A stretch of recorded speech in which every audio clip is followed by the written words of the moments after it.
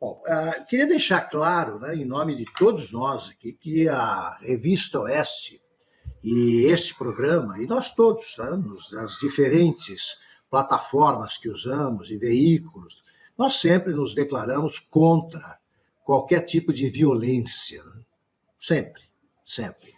Manifestações que terminam em violência não terminaram bem. Isso serve para tudo.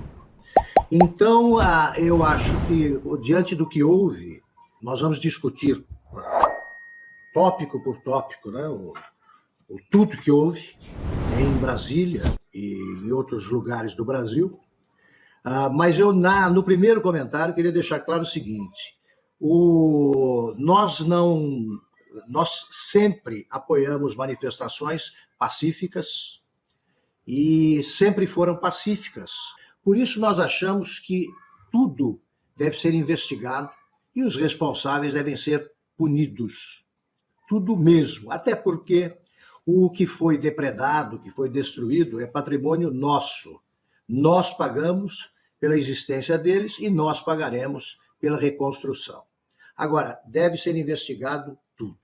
Por exemplo, nós queremos saber quem convocou a manifestação, porque um convite, uma convocação falsa atribuída à Oeste, à Revista Oeste, recomendava convocava, né? A convocação chamava todos os interessados a se reunir com o pessoal já em Brasília para uma manifestação no dia 8 de janeiro. É falsa essa convocação. Quem escreveu em nome da Revista Oeste? Quem quis prejudicar a Oeste e arrumar um pretexto para que a Oeste fosse punida por alguma coisa? A Oeste não cometeu nenhum crime, em nenhum momento nós violamos qualquer regra da Constituição, e em nenhum momento nós violamos qualquer norma legal. É preciso saber, é preciso resolver coisas estranhas, esclarecer coisas estranhas que cercam um episódio muito grave da história do Brasil. Por exemplo, repito, quem convocou? Não faz sentido uma reunião, uma manifestação neste dia, no 8 de janeiro, porque o Congresso está em recesso, o STF está em recesso, o presidente Lula estava em Araraquara. Quem convocou uma manifestação para protestar contra os chefes ou os integrantes desses poderes, legislativo, executivo e judiciário? Quem é que teve a ideia de ir para lá? Não faz sentido se não havia ninguém para ouvir os reclamos aí dos manifestantes. Há evidências da presença de infiltrados. É preciso identificá-los e puni-los, como também devem ser identificados os que não se infiltraram, já estavam lá e agiram de maneira criminosa. É preciso ver tudo. Também não faz sentido o presidente Lula, estando em Araraquara, no interior paulista, ele já aparentemente estava com o decreto pronto para intervenção no Distrito Federal. Por que não havia nenhum policiamento no Palácio do Planalto? Por que não havia nenhuma proteção na sede do Legislativo, do Congresso, no prédio do Congresso? Por que também não havia proteção na sede do Supremo Tribunal Federal? Todos sabiam, o governador também, todos sabiam que ocorreria uma manifestação. Por que não adotar providências cautelares? Por que isso não aconteceu? Mas não faz sentido uma manifestação sem objetivos definidos e nem organizadores. No melhor sentido, é a organização do povo. A manifestação poderia ter ocorrido num determinado local. Por que ela se movimentou em direção à Praça dos Três Poderes? Existem vídeos mostrando muitas pessoas depredando, né, móveis, janelas, e também pessoas gritando: não é para destruir, né, não vamos quebrar, não quebrem nada. É preciso mesmo saber o que aconteceu. Se as autoridades realmente desejam a pacificação do país, devem cessar provocações ocorridas nos dias que antecederam este domingo bastante preocupante para todo o país. O ministro da Justiça, Flávio Dino, não pode se referir aos manifestantes nos termos que ele usou.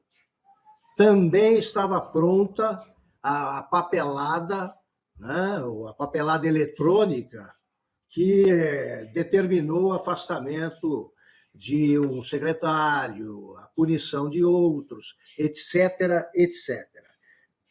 Também é preciso tratar os fatos que ocorreram ontem da mesma forma que foram tratados os outros. Houve antecedentes semelhantes ao que ocorreu ontem e que passaram em branco. Não foi a primeira vez que ocorreu uma invasão do Congresso, porque desta vez, a reação foi tão imediata e dura e nas outras foi tão branda. Enfim, como jornalistas honestos, nós nos baseamos em fatos. Queremos saber o que aconteceu. Não é pedir muito. Acho que o Augusto, Paula, ele resumiu absolutamente tudo que nós 5 aqui sentimos em relação a essas manifestações e a outras manifestações pacíficas, ordeiras, organizadas, como as que vinham acontecendo, não apenas nos últimos 2 meses, em frente a vários quartéis generais da República, né, do Brasil, mas também no 7 de setembro desse ano, no 1º de maio do ano passado, perdão, no 7 de setembro de 2021, ou seja, já há muito tempo, a direita no Brasil vem demonstrando civilidade, pedindo ordenamento jurídico, respeito à nossa Constituição, pedindo respeito às nossas instituições. E claro que, de repente, da noite para o dia, uma manifestação violenta dessa acontecer, levanta muitas perguntas assim. Primeiro, eu quero dar boas-vindas à esquerda, que agora está condenando manifestações violentas, porque aqui nós vamos condenar de qualquer lado. Com infiltrado ou sem infiltrado, nós vamos condenar qualquer manifestação violenta. Então, muito bem-vinda à esquerda do Brasil, que fechou os olhos durante muito tempo para as manifestações violentíssimas do MTST, como o Silvio muito bem colocou, do MST e tantas outras, né? Os Black Blocs, o próprio Boulos, nós temos vídeos aí na internet do Boulos rodando, dizendo que, olha, o que estão algumas vidraças quebradas na Fiesp, defendendo a invasão de propriedade privada, né, os danos a patrimônio público. Aqui não, aqui continuaremos defendendo a letra fria das leis contra qualquer manifestação violenta de qualquer espectro político ideológico. Agora, eu sei que vamos falar, né, bastante sobre essas manifestações e muitas perguntas, né, que foram levantadas com razão durante todo o dia de ontem. Foi uma barbárie, né? Uma barbárie, e essa entrevista do governador levanta um questionamento importantíssimo. Se já havia serviços de inteligência mostrando movimentos chegando em Brasília, e nós não estamos falando de uma passeata pequena, nós estamos falando de milhares e milhares de pessoas. Qual foi o policiamento estratégico? Porque as imagens não mostram um policiamento ostensivo e importante para o tamanho da manifestação que estava chegando em Brasília. Então, todos esses questionamentos, eles também precisam ser levantados, e a população de bem, que até foi a Brasília de maneira ordeira e pacífica, essa também, eu tenho certeza que essas pessoas, elas querem que os baderneiros, os vândalos, eles sejam identificados e punidos ao rigor da lei. Como nós somos contra a violência, como nós sempre expressamos isso, não apenas no programa Oeste Sem Filtro, não apenas na revista Oeste, mas nas nossas carreiras, né? Nós temos aqui o decano, o mestre Augusto Nunes. Então, quem quiser fechar os olhos para uma biografia, pode fechar se quiser, mas não estará sendo honesto. E como nós somos contra a violência, eu começo falando sobre essa punição do YouTube que eu nem consigo chamar de punição, porque punição você tem que saber por que você está sendo punido. Conteúdo nocivo, isso, senhores responsáveis pelo YouTube, isso não é punição. Punição sem critério, isso não é punição. Então começa daí. Nós queremos saber os critérios, nós queremos saber quais são as regras, e eu estou falando isso, infelizmente constatando, que parece não haver o desejo de colocar clareza de critérios. Parece haver o desejo de ter um instrumento de supressão simplesmente nas mãos. Não é isso? Então expliquem. Existe o departamento jurídico da Revista Oeste. Só gente honesta, só gente competente, só gente respeitosa. Vocês são os democratas? Ora, venham explicar. Venham, nós somos parceiros importantes da plataforma. Venham explicar quais são os critérios na mesa. Quem quer falar de democracia tem que praticar a democracia. Então, esse é o primeiro ponto, porque essas manifestações de ontem, elas têm um desfecho estranho, obviamente estranho. Nós vimos pessoas protestando há muito tempo contra a forma como se deu a eleição no Brasil. Elas têm esse direito, não importa o que se deu na eleição. O direito à controvérsia, o direito à dúvida, o direito a expressar uma vontade popular é sagrado e constitucional. Isso foi o que nós sempre observamos aqui. Mas, aí, voltando para os subsídios dessa situação estranha, na qual nós estamos chegando hoje, inclusive sem poder transmitir no YouTube. Estas nossas palavras, estas nossas posturas têm sido distorcidas. E, a partir da distorção, se tem o pretexto para o cerceamento. Eu não quero trazer para o meu caso pessoal, mas eu estou com todas as minhas redes sociais, inclusive nem pude divulgar a nossa exibição do programa em outra plataforma hoje, porque eu não tenho nenhuma rede social acessível neste momento. Estão todas bloqueadas, diz-se, por uma ordem judicial. Eu digo diz-se porque eu não sei. O meu advogado não sabe. A única coisa que eu vi foi uma matéria no G1 dizendo que a TV Globo apurou que foi uma decisão do ministro Alexandre de Moraes. Eu já fiz o apelo à TV Globo. Qual é a sua fonte, TV Globo? Estão todos falando de democracia? Estão todos falando de paz? Estão todos falando de ordem? Estão todos falando de critério? De respeito às leis? Então apareçam. Apareçam com a explicação da punição. Senão, senhoras e senhores, isso se chama perseguição. E aí vocês vão ter que assumir que estão perseguindo. Se isso não for punição com critério, vocês vão ter que assumir que estão perseguindo. Esses nomes, aí voltando à questão da manifestação, esta depredação que aconteceu em instalações dos três poderes, ela não é onde deságua os últimos 4 anos. Isso é falso. Não foram 4 anos de militância violenta, pelo menos aquela associada aos que defenderam a agenda eleita em 2018, com a eleição do Bolsonaro. Muitas dessas manifestações de rua, de 7 de setembro, etc., tinham como pauta a liberdade contra abusos cometidos por autoridades brasileiras que não as do Poder Executivo. Foi assim que a população entendeu. E ela pedia por liberdade e contra os abusos, por exemplo, do Judiciário. Isso sempre foi feito em paz. Isso sempre foi feito em ordem. Só que nós percebemos desde então que havia, destes que agora querem dizer que tudo é terrorismo, na crítica política, e que essa violência resume tudo, desde lá de trás esses diziam. O ministro Luiz Roberto Barroso declarou às vésperas do 7 de setembro de 2022 que no 7 de setembro nós veríamos o tamanho do fascismo no Brasil. Vocês acham que isso é uma declaração intelectualmente honesta? Vocês acham que o que se deu numa manifestação caudalosa e pacífica por liberdade no 7 de setembro era a demonstração do fascismo? Então, nós estamos com um problema muito maior, porque não se trata de você avaliar delitos, avaliar desvios e, inclusive, os atos de violência que têm que ser punidos, como Augusto já fez, já expressou por todos nós o que tem que ser feito.